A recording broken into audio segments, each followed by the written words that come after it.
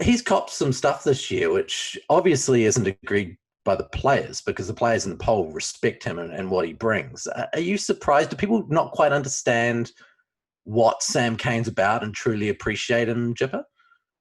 I suppose for me, he's hugely respected. I think it probably takes for you to get hit by him to know how good he is, because he is one of the hardest hitters out there. But I think it's the reason he's so respected is he's such a team first man. He's not looking for always the highlight packages or anything. It's all about what's going to be best for his team, going forward. And he always put himself in those positions. I mean, an example against us is he made one tackle, I think, on Ross Karl and got a stinger and was down for about 2 minutes, and the play came back his way. He stood back up and made a tackle with the exact same shoulder. And I think it's those sorts of efforts that are always going to be appreciated by players so much more than highlight sort of plays, because when someone's hurt, if they're going to turn up for you and have your inside and back you up, that's someone you want to follow. And I think it's no different. It comes with the job as All Blacks skipper.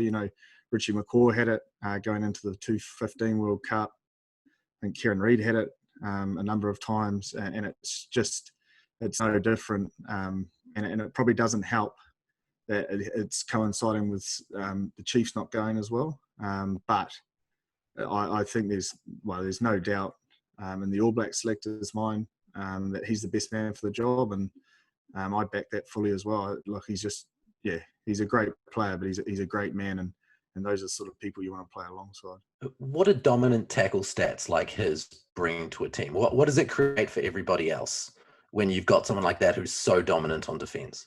I just think it brings confidence, and whether that be off set piece or just in general. I think I've been on the weekend as well. I've got my cheekbone almost broken from his hard head. So I think having that kind of, he just imposes himself, and you just know what you're going to get with him. You see him lined up. He's got a great aura, and I guess that kind of feeling about him. So I think having that kind of confidence in someone, whether that be in your defensive line or just seeing a hit or a clean out or a jackal or something like that to get yourself back, your team back in the game, he's a guy that can bring that. Who can bring that. So coming back to what Jipper said, I think it's tough, and I think the Chiefs season is probably detriment to that as well. But for me, mate, there's no qualms about it. He's a great player. He's respected well, and I think he'll continue to get better when he goes into the All Blacks camp and hopefully at the end of this year.